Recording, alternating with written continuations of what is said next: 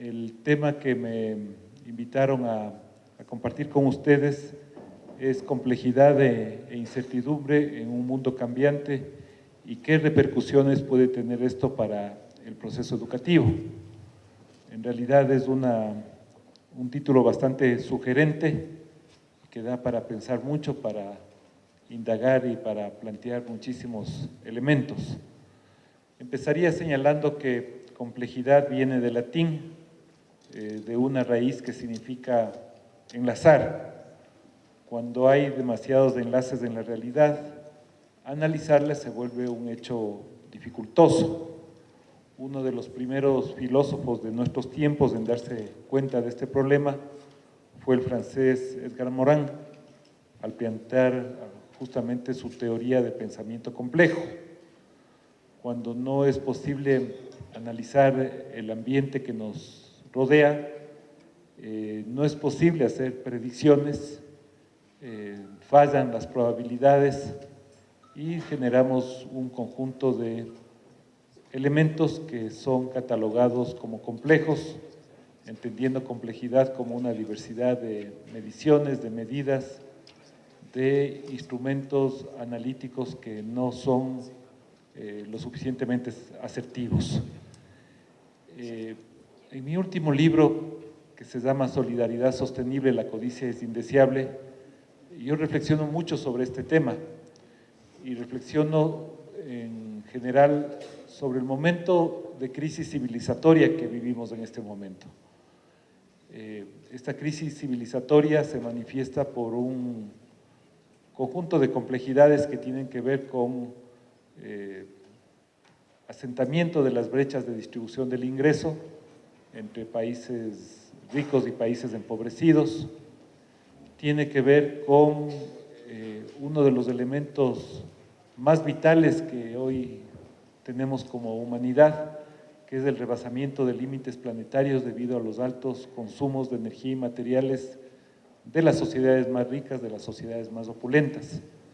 Este rebasamiento de límites debido a estos altos consumos de energía y materiales están llevando a un momento de impasse civilizatorio, es decir, ponen en riesgo la propia viabilidad del planeta en la medida que hay un consenso científico de que hemos rebasado los umbrales de la capacidad de asimilación planetaria justamente de estos altos consumos de energía y materiales.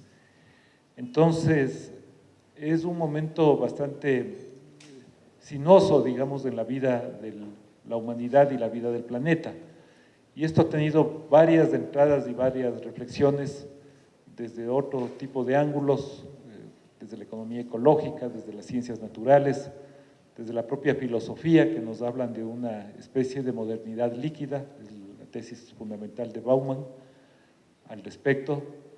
Y claro, uno debe plantearse qué implicaciones tiene eso para el sector educativo, que creo que es lo que nos convoca el día de hoy. Y me parece que hay varias implicaciones. En toda incertidumbre hay una área que permanece cierta en forma paradójica y esta es la educación. Paradójicamente, porque es una especie de contradicción, la educación vive adaptándose a un cambio continuo. Por eso mismo es la única área de la sociedad que no muestra o no se manifiesta en toda su crudeza los aspectos de incertidumbre. La educación cumple con el más antiguo principio de la filosofía china de Li Qing: todo cambia excepto el cambio mismo. La educación se enfrenta indudablemente a un cambio acelerado, es decir, esa es la paradoja. Mientras la educación permanece como un valor constituido de la humanidad, la educación a su vez enfrenta un vértigo en los fundamentos, en los cimientos que le componen a sí mismo. Quienes empiezan hoy la educación básica terminarán ejerciendo profesiones que no existen en este momento. Esto está bien marcado en el último reporte de la OCDE, es decir, los nuevos trabajos del futuro son los nuevos trabajos que los chicos, los jóvenes, no saben que existirán cuando empiezan sus clases en la educación inicial. Igualmente enfrentamos otro aspecto central que tiene que ver con la duplicación del conocimiento. Antes el conocimiento se duplicaba en miles de años, desde 1750 se duplica más vertiginosamente. En los últimos 50 años prácticamente hemos duplicado todo el conocimiento del acervo planetario y se calcula que para el año 2020 el conocimiento se duplicará en pocos meses, se irá duplicando en pocos meses, por el vértigo de la comunicación, de la información, lo cual no quiere decir necesariamente la democratización de esa comunicación y la información, quiere decir simplemente el acervo que tenemos como humanidad. Igualmente hay otro aspecto que marca bastante bien estos elementos que estamos tratando, que son las llamadas brechas de conocimiento. La teoría económica convencional, la teoría del desarrollo, siempre nos habla de que los países, a medida que entran en fases de transición en sus aspectos de desarrollo, lo que hacen es generar convergencias en materia de desarrollo.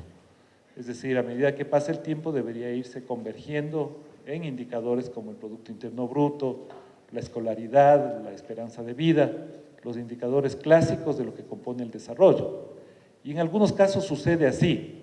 Cuando uno mira evolutivamente a las sociedades y en particular a las sociedades latinoamericanas, tenemos un progreso ascendente en los indicadores sociales, no necesariamente en la equidad distributiva, pero sí en los indicadores sociales. Es decir, hay un acortamiento de las brechas en escolaridad, en esperanza de vida, que son progresivos hacia arriba, pero indudablemente hay un proceso de divergencia.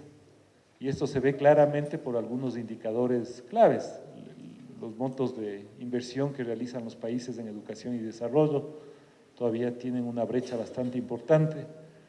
Por ejemplo, en el caso de América Latina, lo que se invierte en investigación y desarrollo es del 0.8% en relación al PIB, el número de patentes, el número de artículos indexados, donde la brecha se incrementa cuando uno analiza con la base de datos de la UNESCO o la base de datos del Banco Mundial. Es decir, lejos de enfrentar convergencias en materia de desarrollo, lo que se generan es divergencias. Pero eso no es todo. El trabajo del futuro no será el tradicional que conocemos. Será flexible en sus horarios y en sus condiciones, incluso llegando al precarismo en algunos casos. Habrá trabajos que solo se harán desde la casa. Cambiarán y están cambiando las relaciones laborales. En las áreas de servicios, la mayoría de empleos serán lo que se conoce como freelance. Pero la educación siempre ha tenido que enfrentarse a estos cambios y esa nos devuelve nuevamente al punto del argumento. Es decir, mientras tenemos un mundo cambiante, aceleradamente cambiante, cuyos cambios se expresan con vértigo, fundamentalmente en el sector productivo y en el desarrollo de las nuevas tecnologías, la educación permanece como un baluarte en las sociedades. Y creo que ese baluarte se genera por un conjunto de principios que le articulan a la educación, que son valores universales. No solo valores universales porque están contemplados en la Carta de Naciones Unidas o en casi todas las constituciones de nuestros estados, en algunos mucho más progresistamente o con una radicalidad en materia de derechos, como puede ser el propio caso de la Constitución ecuatoriana, sino fundamentalmente porque son los valores que ayudan a cohesionar las sociedades, porque son los valores que ayudan a preservar la identidad misma de las sociedades. Y me permito mencionar al menos 4 valores que son sustantivos en el proceso educativo. Primero, la formación humanista, la formación que se sustenta en la construcción de capacidades humanas y habilidades para la vida. Un segundo elemento tiene que ver con el desarrollo de la creatividad. La educación por sí misma es la llamada a generar los aspectos de creatividad en una sociedad, creatividad e innovación. Un tercer elemento tiene que ver con un aspecto bastante práctico, siendo un principio, es a su vez un elemento absolutamente práctico. La educación nos permite estar habilitados para enfrentar de mejor manera o enfrentarnos de mejor manera al mundo del trabajo.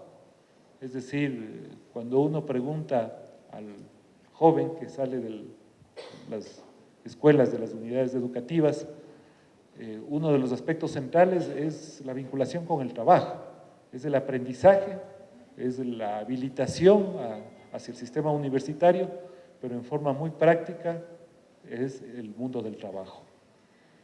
Y un cuarto elemento tiene que ver con la inclusión necesaria o la cohesión necesaria que genera el proceso educativo en una sociedad. Esto es indudablemente la posibilidad de que a través del proceso educativo nosotros no solo generemos bienestar individual, sino también bienestar a nuestras familias y finalmente un bienestar hacia la colectividad.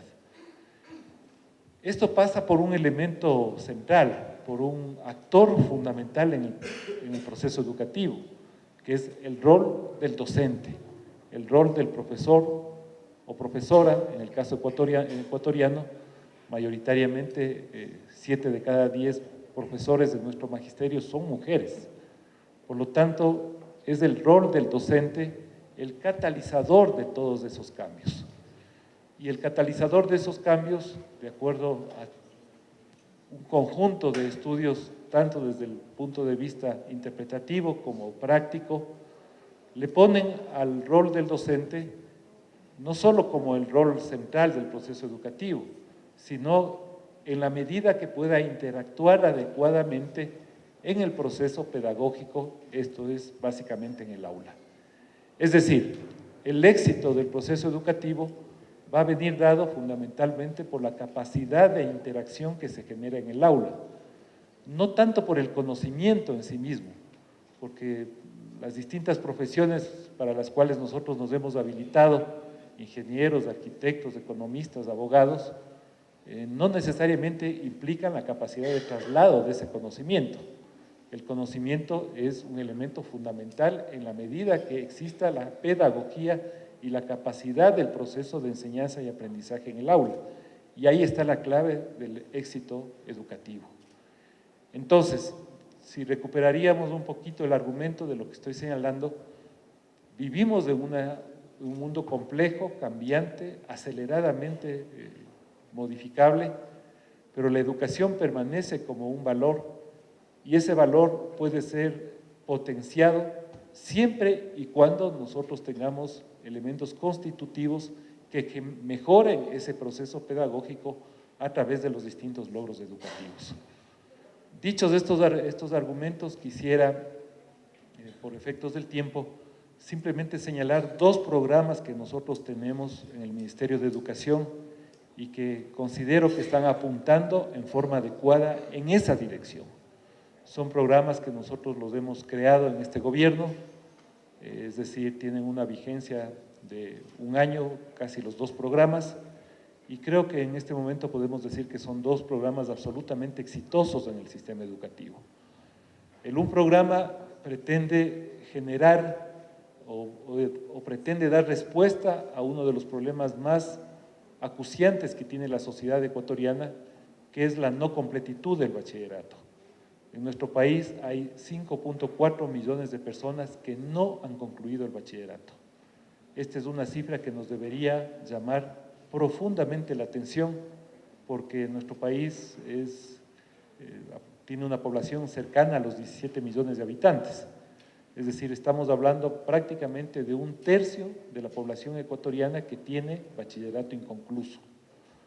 La deserción de ese bachillerato se ha producido por diversos motivos. Uno es el rezago estudiantil, es decir, tener una edad mayor a la del ciclo lectivo que provoca el abandono educativo.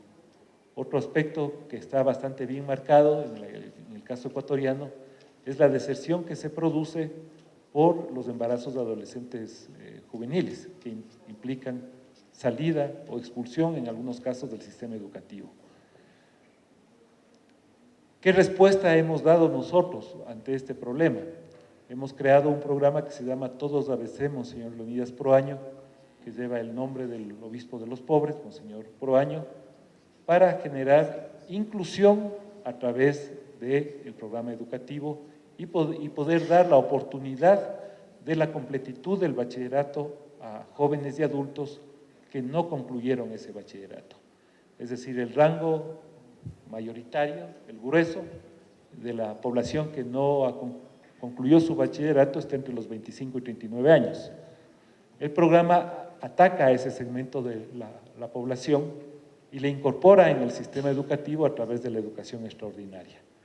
Desde el septiembre del año pasado, que empezamos la primera convocatoria, hemos tenido 171,000 matriculados en este programa.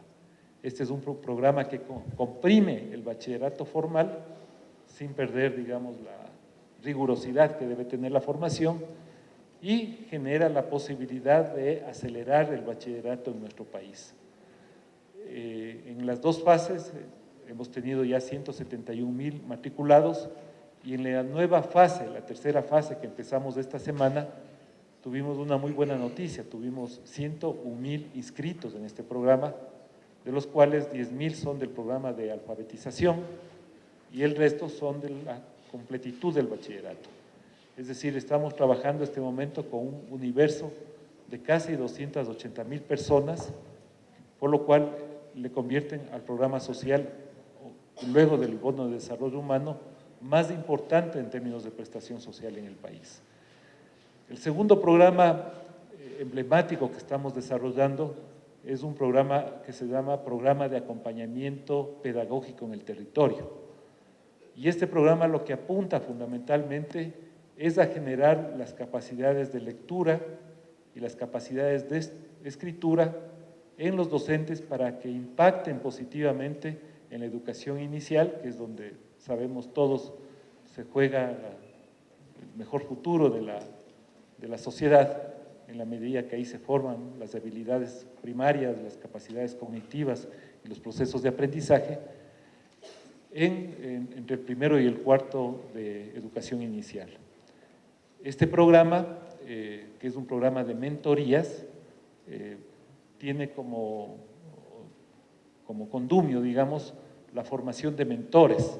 En este momento tenemos formados 360 mentores que a su vez ya han formado a cerca de 22,000 profesores y están trabajando en casi medio millón o con casi medio millón de estudiantes.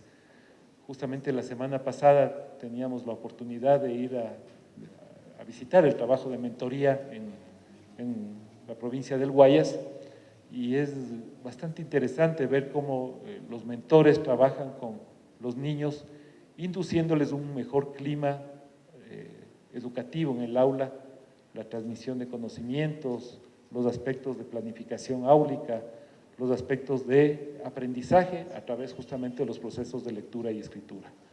Este programa acaba de ser premiado internacionalmente como una de las prácticas más innovadoras de América Latina y el Caribe por el PREDALC. Fue un concurso abierto internacional, hubo 113 propuestas, quedaron finalmente 43 y finalmente el programa ecuatoriano fue destacado como una de las prácticas más innovadoras de América Latina. Yo le tengo mucha fe a estos dos programas porque creo que pueden transformar radicalmente el proceso educativo si nosotros los mantenemos, los preservamos y los continuamos. Entonces vuelvo un poquito al argumento para ir cerrando la exposición. Estamos frente a un conjunto de dilemas en un mundo que para muchos es un mundo que enfrenta una de las peores crisis, no la crisis económica, social, alimentaria clásica que ha sido recurrente a lo largo de la humanidad, sino una de las crisis que le ponen en vilo el desenvolvimiento de la propia humanidad, que es la crisis del cambio climático. Frente a esos elementos, todo está modificándose, todo está variando, y es la educación la que puede finalmente cohesionar, vertebrar a las sociedades y todo esfuerzo que hagamos por preservar ese proceso educativo, y esa educación de calidad es lo que debe marcar a una sociedad, es lo que le debe identificar. Finalmente, la educación es la columna vertebral de una sociedad y no escatimar ningún tipo de esfuerzo, de recurso, hoy más que nunca, en preservar la educación pública, que creo que eso es el elemento central, evidentemente con el acompañamiento de los distintos sostenimientos que componen a la educación, sea privada, fiscomisional o municipal. En ese sentido, el seminario que ustedes van a tener, los procesos de aprendizaje, seguramente nos van a servir a todos para mejorar la calidad y la democracia en nuestro país. Muchísimas gracias.